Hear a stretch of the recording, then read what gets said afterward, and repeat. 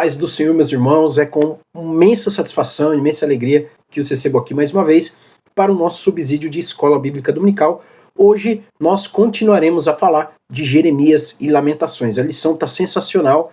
Nós estamos aqui já há mais de meses disponibilizando esses subsídios, tudo para o fortalecimento da Escola Dominical, para o fortalecimento da sua fé, para o fortalecimento do seu ministério como professor de Escola Bíblica Dominical. Você que dá aula, você sabe que não é fácil. Não é fácil se preparar, não é fácil arcar com essa responsabilidade.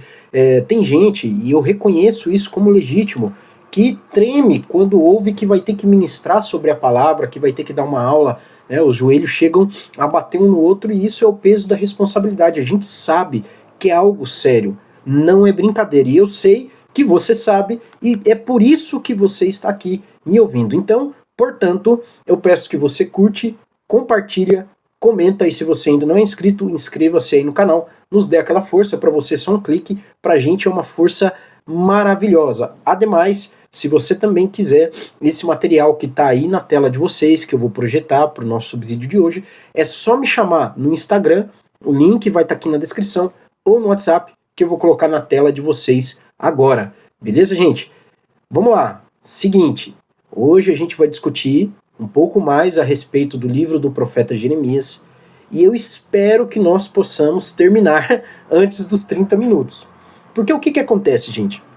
Você que dá aula de EBD, você que já tem uma certa experiência ministrando aula, você sabe da quantidade de coisas que a gente precisa tratar. E hoje, essa sessão do livro do profeta Jeremias é extremamente importante. Olha, tá aqui a minha Bíblia, tá aqui um esboço também com vários dos versículos importantes desses capítulos, tá a revista aqui, e o nosso papel como professor é sintetizar isso dentro do tempo.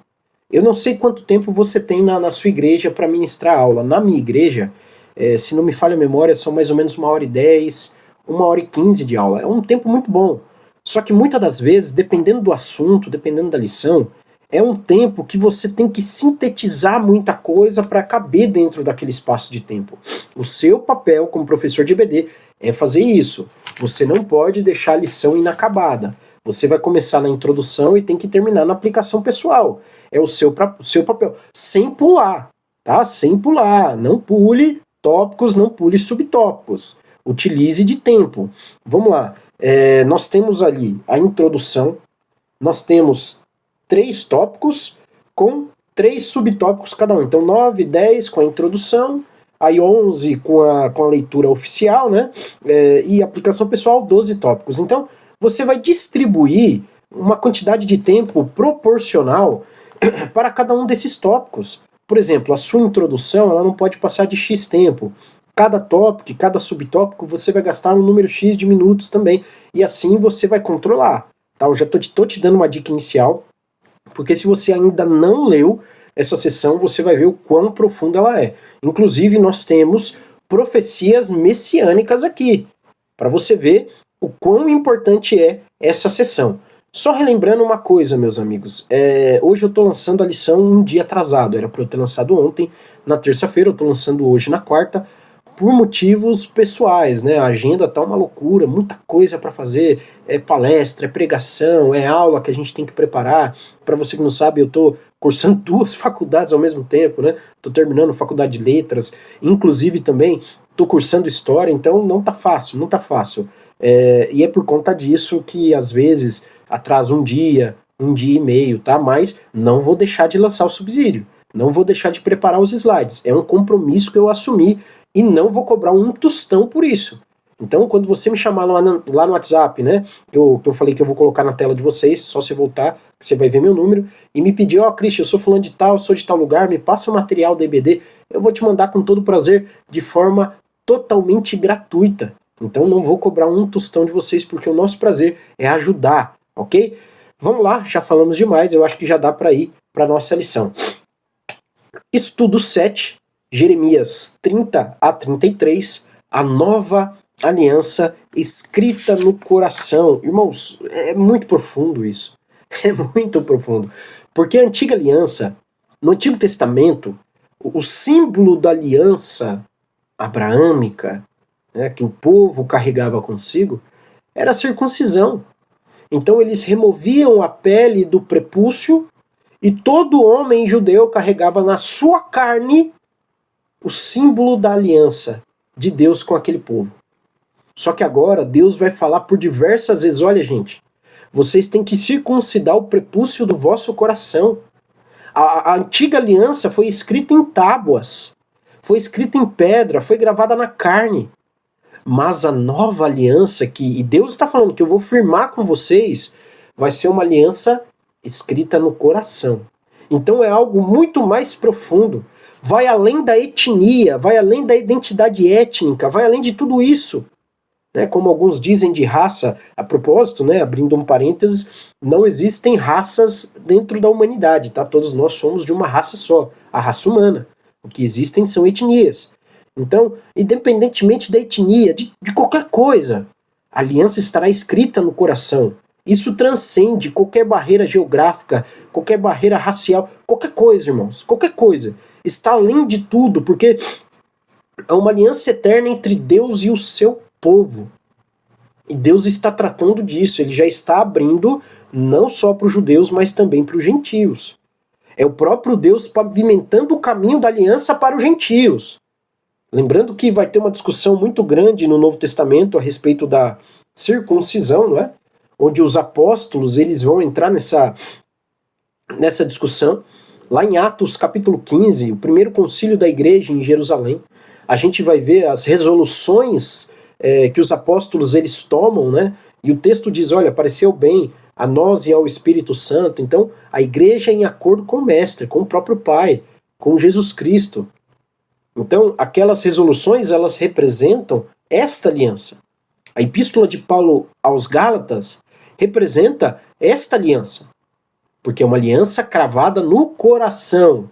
Os Gálatas queriam se circuncidar, e Paulo diz, olha Gálatas, eu vou dizer uma coisa para vocês. Se vocês se deixarem circuncidar, vocês estarão tornando a mensagem de Cristo vã. Trimestre passado, se não me engano, a gente estudou Gálatas e Efésios, e nós falamos disso. Nós tocamos neste assunto. E olha só como o negócio é profundo, olha só o que Deus está prometendo para o seu povo. Texto áureo, Jeremias, capítulo 33, versículo 3, um texto extremamente conhecido.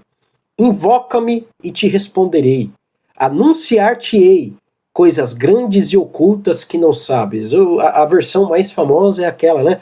Clama a mim e responder-te-ei e anunciar-te-ei coisas grandes e ocultas que não sabes. Gente, isso daqui é o maior símbolo da aliança.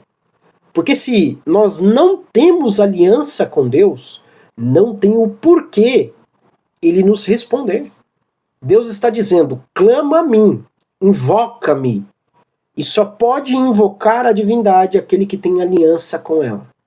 Nós só podemos invocar a Deus porque nós temos aliança com ele. Uma aliança gravada no coração. Então Deus ele já está deixando explicitamente claro. Olha, quando vocês me invocarem por conta da aliança no coração, eu vou responder e vou revelar coisas ocultas. Então veja, irmãos, como o negócio é fenomenal. Então, você professor, pega os seus comentários bíblicos, se debruce sobre este texto, faça uma exegese com os seus alunos, mostre ponto por ponto o que significa invocar o nome do Senhor, clamar a Deus, igual eu fiz aqui de forma muito breve, né? Nós só podemos clamar e invocar a Deus porque nós temos aliança com Ele. Essa é a garantia de que Ele vai nos responder. Sem esta aliança, nós não temos garantias nenhuma. Nós não temos direito nenhum, vamos dizer, dentro de uma linguagem jurídica, né? Nós não temos direito nenhum diante da divindade. E o que nos proporciona esta certeza de que estaremos sendo ouvidos por Deus, e quando eu falo ouvido, não é no sentido de escutar, tá? É no sentido de dar atenção.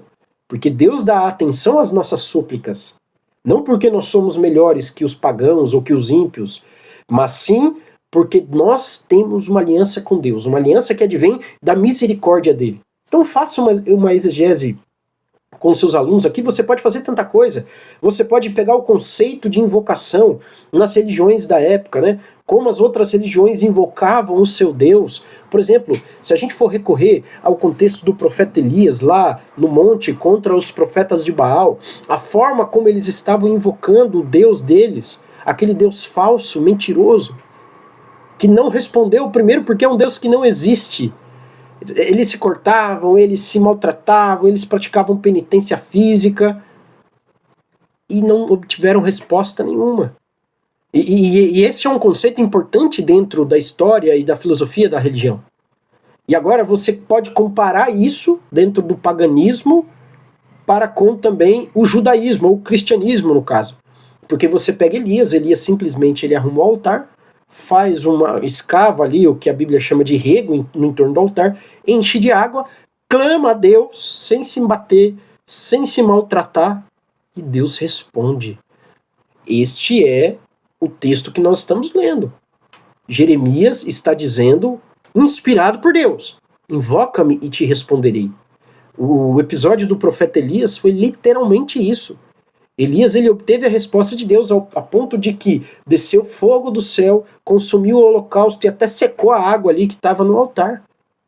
Elias ele complicou o negócio ainda, né? Graças à aliança que ele tinha com Deus. Deixa eu tomar um golinho de água. Graças à aliança que ele tinha com Deus, ele sabia que seria ouvido.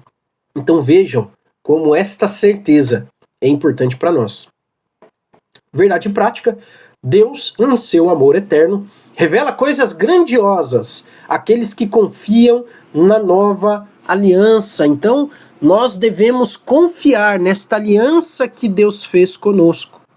Nós devemos confiar nesta aliança que Deus estabelece com o seu povo. Porque quem dá garantia é o próprio Deus. A garantia não é nossa, a garantia não é do seu pastor, não é dos líderes religiosos, não é o seu dízimo. A garantia quem dá é o próprio Deus. Então, uma garantia irrevogável. Vou dar um exemplo para vocês. Talvez eu nem devesse entrar nesse ponto, né? Lá em Gênesis capítulo 15, Abraão ele vai ter uma experiência com Deus. Ele vai fender alguns animais no meio e depois ele vai ter uma visão de algo descendo do céu, se não me engano era como se fosse uma coluna de fogo. Até deixa um comentário aí quem lembra, tá? Que eu vou até abrir o texto aqui rapidamente, só para ter certeza. Lembrando que a gente está falando de aliança. Eu falei que a aliança entre Deus e seu povo é irrevogável, e repito, é irrevogável e inabalável. Aí alguém pode dizer, mas e se o povo se desviar? Calma, que a gente vai discutir esse ponto aí, tá, gente? Gênesis capítulo 15. O Senhor entra em aliança com Abrão. Versículo 12. Ao pôr do sol, caiu profundo sono sobre Abrão, e grande pavor, e cerradas trevas o acometeram. Então lhe foi dito, sabe, com certeza que a tua posteridade será peregrina em terra alheia. Aí começa a falar com Abraão. E versículo 17. Sucedeu que, posto o sol, houve densas trevas, e eis que um fogareiro fumegante, então é como eu falei, né, uma coluna de fogo, ela desce do céu, passou entre aqueles pedaços. Que pedaços? Abraão ele havia fendido alguns animais. Então ele deixa metade de um animal para o lado, metade de um animal para o outro, metade de um animal para o lado, metade de um animal para o outro. Ele faz um corredor com aqueles pedaços dos animais. E Abraão ele vai ter essa visão daquele fogareiro descendo e passando entre os animais. Isso representa uma aliança. Quando os homens da Idade Antiga, da época de Abraão, eles fechavam o negócio, eles fendiam o animal e os dois, repara o que eu estou dizendo, os dois passavam pelo meio dos animais. Aquilo ali representava o quê? Olha, aconteça comigo o que aconteceu com estes animais se eu não cumprir a minha parte do acordo. Só que na visão de Abraão, pode ler o texto de Gênesis capítulo 15. É só Deus quem passa pelo meio dos animais. Abraão não passa. Abraão não passa por entre os animais. Só Deus passa. Isso demonstra, primeiro, que a aliança de Deus é unilateral. Ou seja, Deus se responsabiliza pela parte dele. Deus se responsabiliza pelas promessas dele. E hoje nós vamos falar bastante sobre isso. Só que ao mesmo tempo que a promessa de Deus é unilateral, ela é condicional. Porque Deus, por diversas vezes, aí entra naquele ponto que eu falei, e se a pessoa se desviar? Entra naquele ponto né, que Deus vai falar várias vezes. Olha, se vocês cumprirem meus mandamentos, se vocês fizerem o que eu vos ordeno, em Jeremias a gente está vendo isso o tempo todo. Se vocês se arrependerem, se vocês buscarem a justiça, eu ouvirei dos céus. Então esse se, é uma condicional. Então, unilateral, mas condicional. Deus se responsabiliza pela parte deles. Pela parte dele, entendem? Então, mas vamos adiante, que esse contexto é muito profundo, esse conceito é muito profundo. Então, é algo que você também pode trazer luz na sua aula de EBD, tá? Para você que tem a Bíblia Arqueológica NVI, vai ter esse pedaço aí, tá? Vai estar lá um artigo justamente sobre isso. Eu só não lembro qual página que é. 1200 e alguma coisa, 1300 e alguma coisa, mas é nessa sessão de Jeremias. Você vai ver um artigo específico sobre isso, tá bom? Objetivos da lição. Primeiro objetivo da lição: avaliar a postura dos líderes de Judá diante do juízo de Deus. Os líderes não se dobravam diante de Deus. Os líderes não reconheciam que estavam errados. Eles queriam levar a nação à ruína. Lógico, havia pessoas que se arrependeram, havia pessoas que buscaram a Deus, mas, grosso modo, os líderes estavam presos no seu próprio ego, no seu próprio orgulho. 2. Entender o contraste entre bons e maus líderes espirituais. Buscar viver, né, o terceiro objetivo, buscar viver como figo bom, fiel e obediente ao Senhor. É algo que nós já temos tratado, né? Lembra lá do cesto dos figos bons e dos figos maus, né?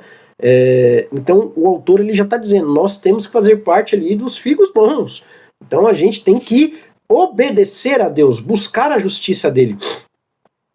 Quando nós ouvirmos a repreensão do Senhor, a gente não tem que jogar, terceirizar. A gente tem que assumir aquilo para nós e mudar.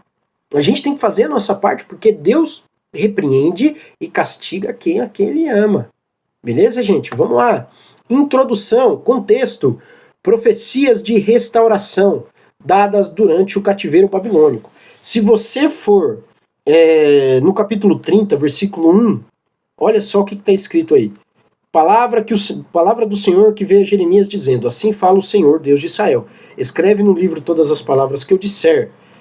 Versículo 3. Porque eis que vem dias, diz o Senhor, em que mudarei a sorte do meu povo de Israel e de Judá, diz o Senhor, e fá-los-ei voltar para a terra que dei a seus pais e a possuirão. Gente, a gente não pode esquecer, não pode perder de vista o seguinte: nessa altura do campeonato, a Babilônia já estava às portas de Jerusalém. Você vai ver, acho que aqui no capítulo 31, deixa eu só ver para ter certeza, 31 ou 32.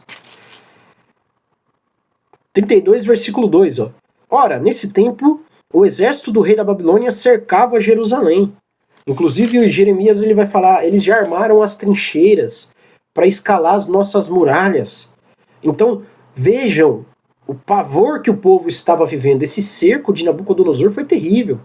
Todo o cerco da Idade Antiga, né, quando um exército inimigo cercava um povo, o povo passava fome, recorria a canibalismo, havia muitos assassinatos, abusos, coisas terríveis, terríveis, terríveis, e Jeremias estava vivendo este período.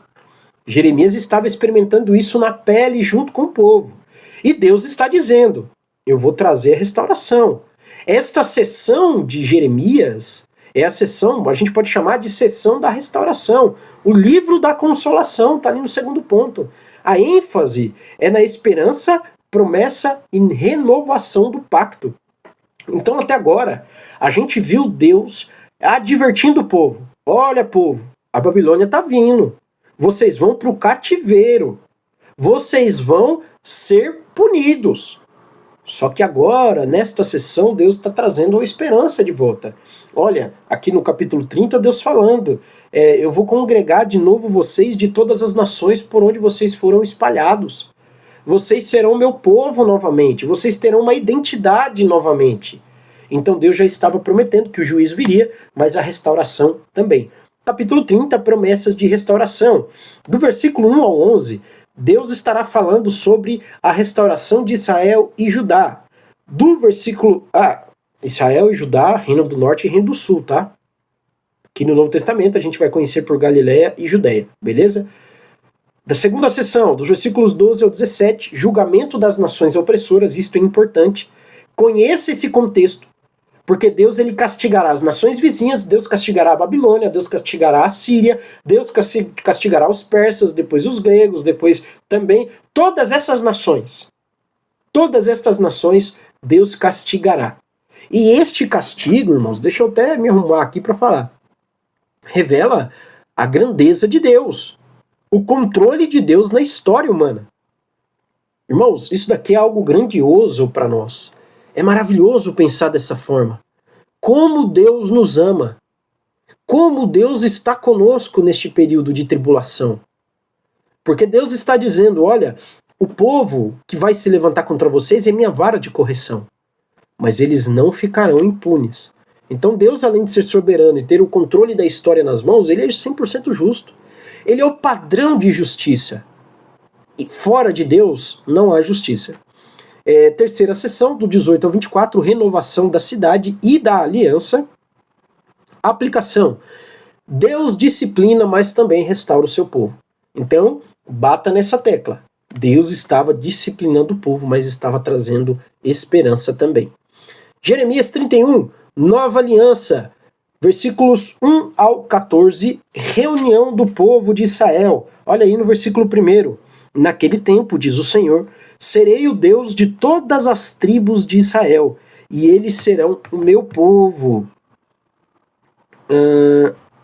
Versículo 4. Ainda te edificareis e serás edificada, ó Virgem de Israel.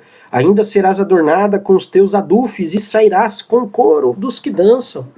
Então vejam a esperança que Deus está trazendo. Lembra, irmãos, o ponto focal dessa lição é juízo e restauração. O livro do consolo, a sessão do consolo.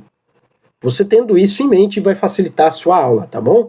Versículos 27 ao 34, aliás, 15 ao 26, promessa de retorno e alegria. Versículo 15. Assim diz o Senhor, ouviu-se um clamor em Ramá, pranto e grande lamento, era Raquel chorando por seus filhos, inconsolável por causa deles, porque já não existem. Aqui, essa profecia vai ser aplicada à matança dos inocentes, lá no Evangelho segundo Mateus, quando Jesus ele tem que descer para o Egito, e Herodes ordena que as crianças de 2 anos para baixo sejam executadas, tá? Só que aqui Deus está prometendo o retorno do povo, porque essa profecia, ela faz uma dupla referência, né? O povo estará vivendo em sofrimento, principalmente agora por conta do cerco, mas virá restauração, ok? E depois, anúncio da nova aliança, versículo 27, eis que vem dias, diz o Senhor, em que semearei a casa de Israel e a casa de Judá com a semente de homens e de animais, ou seja, haverá renovo no meio do povo. Por último, garantia da permanência do povo de Deus, versículo 35, assim diz o Senhor, que dá o sol para a luz do dia, e as leis fixas a lua, e as estrelas para a luz da noite, que agita o mar e faz bramir as suas ondas. Senhor dos Exércitos é o seu nome. Ele está falando a respeito da soberania de Deus e do controle que ele tem sobre a natureza. Se Deus tem controle sobre todas as coisas, ele tem controle sobre a história também e sobre, ainda mais, o destino do seu povo. Jeremias 32. Jeremias compra um campo. Irmãos, essa sessão aqui é sensacional. Porque Jeremias ele vai receber uma missão da parte de Deus, em que o seu parente ele vai vir a Jeremias para que ele compre um campo, de acordo com as leis judaicas da época. Os parentes próximos tinham que comprar as propriedades dos seus parentes falecidos, né? Como é basicamente parecido com aquela ideia de parente remidor, tá, gente? É algo bem parecido, não que seja exatamente isso, mas é algo bem parecido, e Jeremias se encaixava dentro disso. Então, era praticamente a função de Jeremias comprar esta propriedade. Porém, peraí que voou papel no nosso microfone aqui, porém, presta atenção, quem compra propriedades em tempos de guerra? Quem é maluco de fazer um investimento desse, né? E Jeremias, ele não faria isso. Jeremias ele não deveria fazer isso em sã consciência. Jeremias ele não teria que fazer isso no juízo perfeito. Ninguém faz esse tipo de coisa. Só que Deus deixa bem claro para Jeremias. Jeremias, compre uma propriedade. E isto é sinal do quê? Propriedades serão compradas aqui em diante. O povo vai ir para o exílio, mas o povo vai voltar. Negócios serão fechados ainda nessa terra. Haverá alegria nessa terra. Haverá festas, danças, músicas nesta terra novamente. Então é na prática Deus prometendo restauração. Jeremias compra um campo em Anatote como sinal de esperança.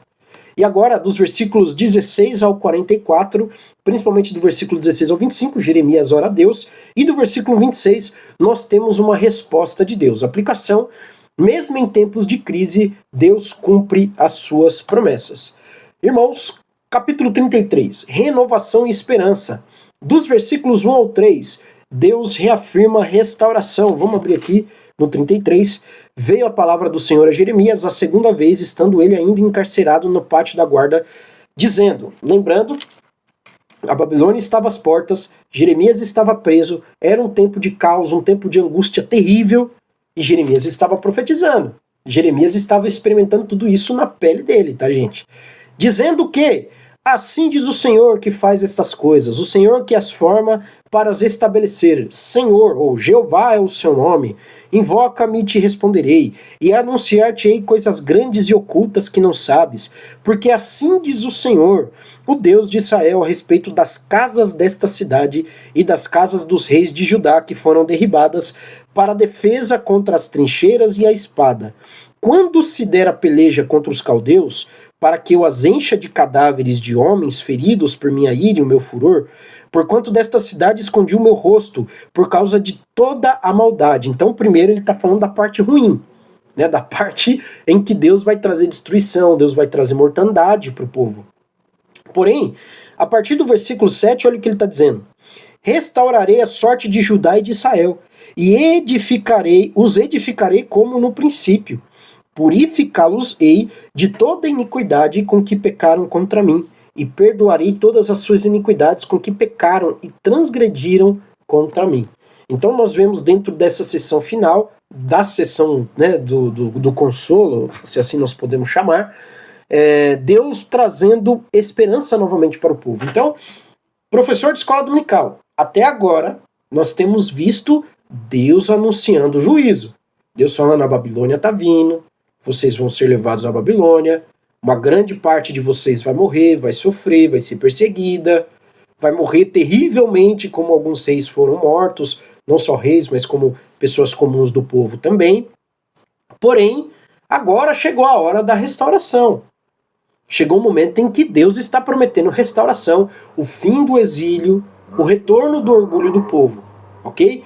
Só que agora nesta sessão, no final desta sessão do capítulo, dos versículos 14 ao 26, nós temos uma promessa de um rei justo, que nada mais é, meus amigos, do que uma promessa messiânica. Versículo 14, eis que vem dias, diz o Senhor, em que cumprirei a boa palavra que proferi à casa de Israel e à casa de Judá. Versículo 16, pulando um. Não, vamos para o 15 e 16.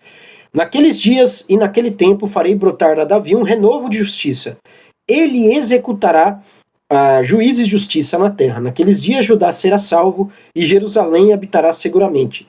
Ela será chamada Senhor, justiça nossa.